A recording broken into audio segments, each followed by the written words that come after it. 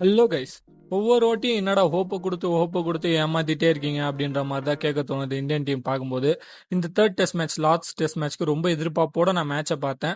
சரி 1-1 இருக்காங்க, ஏதாவது ஒரு டீம் கம்பல்சரி 2-1 ஆக போகுது, அதுவும் செகண்ட் இன்னிங்ஸ்லாம் கண்டிப்பா இந்தியா ஜெயிச்சிருவாங்க, எத்தனை ஓவர் முன்னாடி முடிக்க போறாங்கன்னு தான் நான் வெயிட் பண்ணி பார்த்துட்டு இருந்தேன். பட் தலைகீழா மாத்தி விட்டாங்க இங்கிலாந்து. தேர்ட் டெஸ்ட் மேட்சோட ரிவ்யூ பத்தி தான் பார்க்க போறோம். This video is sponsored by Eduquest. The struggle to find courses that truly speak your language, it's finally over. Welcome to EduQuest, where learning is made just for you. At EduQuest, we bring you a wide range of online courses, from career building programs to skill boosting masterclasses, all in your regional language. Because we believe language should never be a barrier to success. Our courses are tailor made after understanding what today's learners really need. So why wait? Start learning the smarter, simpler way only with EduQuest. Visit eduquest.courses and explore your next course today. And hey, don't miss out on our exciting offers and promotions.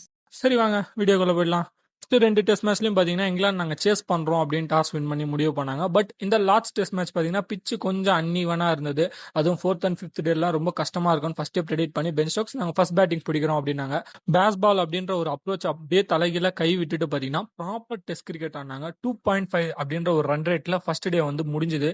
இங்கிலாண்டாப்பா இப்படிலாம் batting ஆடுறாங்க, எடுத்தவொடனே நாங்க எல்லா பாலையும் அடிக்கத்தானே போவோம் அப்படின்ற மாதிரி தான் நான் யோசிச்சேன். பட் இங்கிலாந்து சைட்ல ஜோ ரூட் சூப்பர்பா விளையாடி டெஸ்ட் 100 வந்து பதிவு பண்ணாரு. லார்ட்ஸ்ல அவருக்கு இது வந்து 8வது டெஸ்ட் 100. லார்ட்ஸ்னாலே எனக்கு ஒரு 100 இருக்கு அப்படின்னு எழுதி வச்சிட்டாரு போல. அதே மாதிரி பாத்தீங்கன்னா செகண்ட் டேவும் ஸ்டார்ட் ஆச்சு. இந்தியா வந்து அப்பதான் கம்பேக் கொடுத்தாங்க. ஃபர்ஸ்ட் டேல பாத்தீங்கன்னா நல்லா போட்ட மாதிரி இருந்தது, பட் யாருக்கும் பெருசா விக்கெட் விழ.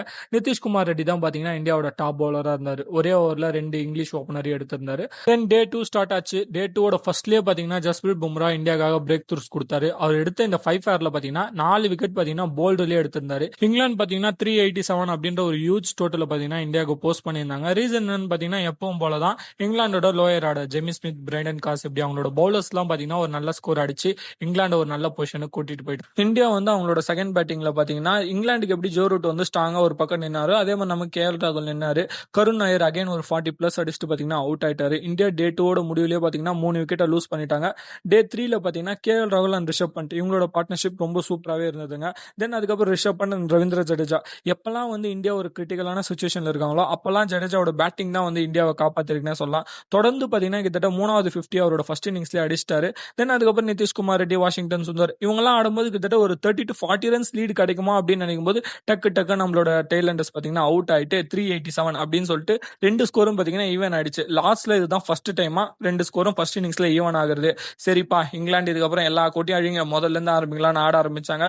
இந்தியன் டீம் பாத்தீங்கன்னா ரொம்ப நல்லாவே பவுலிங் போட்டிருந்தாங்க. எல்லா பவுலர்ஸுமே எஸ்பெஷலி பாத்தீங்கன்னா பும்ரா, சிராஜ் இவங்க எல்லாம் பாத்தீங்கன்னா இனிஷியல் டைம்ல பாத்தீங்கன்னா பிரேக் த்ரூஸ் கொடுத்துக்கிட்டே இருந்தாங்க.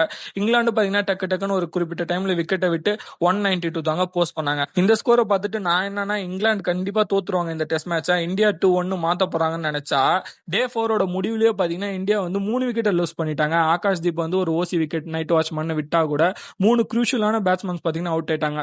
ஜெய்ஸ்வால் 2 இன்னிங்ஸ் ஃபெயிலியர், கில்லும் 2 இன்னிங்ஸ் ஃபெயிலியர். கருண் நாயர் வந்தாரு, வழக்கம் போல ஒரு இனிஷியல் ஸ்டார்ட் கொடுத்துட்டு அவுட் ஆயிட்டு போயிட்டாரு.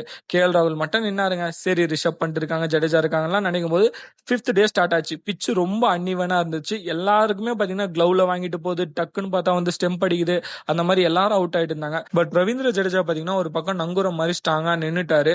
நிதிஷ்குமார் ரெட்டி ஜடேஜா ஆடிட்டு இருக்கிற வரைக்கும் ஒரு ஹோப் இருந்தது. நிதிஷ்குமார் ரெட்டியும் பாத்தீங்கன்னா பிஃபோர் லஞ்ச் அவுட் ஆனாரு. சரி இன்னும் 2 விக்கெட் தான் இருக்கு, 10 ஓவர்ல இந்தியா அவுட் ஆயிடுவாங்க அப்படின்னு நினைக்கும் போது பாத்தீங்கன்னா பும்ரா நல்லா டிஃபெண்ட் பண்ண ஆரம்பிச்சாரு. ஜடேஜா அண்ட் பும்ரா ஒரு பார்ட்னர்ஷிப் கிட்டத்தட்ட ஒரு டீ வரைக்கும் ஒரு செஷன் ஃபுல்லாவே எடுத்துட்டு போயிட்டாங்க. ஒரு எக்ஸ்டெண்டட் செஷன் 30 ஓவர் பாத்தீங்கன்னா இவங்க 2 பேரும் பேட்டிங் ஆனாங்க. தென் சிராஜ் கூடயும் பாத்தீங்கன்னா ஜடேஜா ஒரு பிக்கெஸ்ட் பார்ட்னர்ஷிப் போட்டாரு. கடைசியா பாத்தீங்கன்னா இவ்வளோ எஃபர்ட் போட்டும் பாத்தீங்கன்னா இந்தியாவோட டைலண்டர்ஸ் நல்லா ஆடியும் இந்தியா 22 ரன்ஸ்லாம் பாத்தீங்கன்னா இந்த மேட்சை தோத்துட்டாங்க. இங்கிலாந்து 2-1 அப்படின்னு இந்த சீரிஸை வந்து எடுத்துட்டு போயிட்டாங்க. நீங்க இந்த மேட்ச் பாத்தீங்கன்னா உங்களோட கருத்துக்களை நான் கமெண்ட்ஸ்ல சொல்லுங்க. உங்களை இன்னொரு வீடியோல பாக்குறேன். See you all.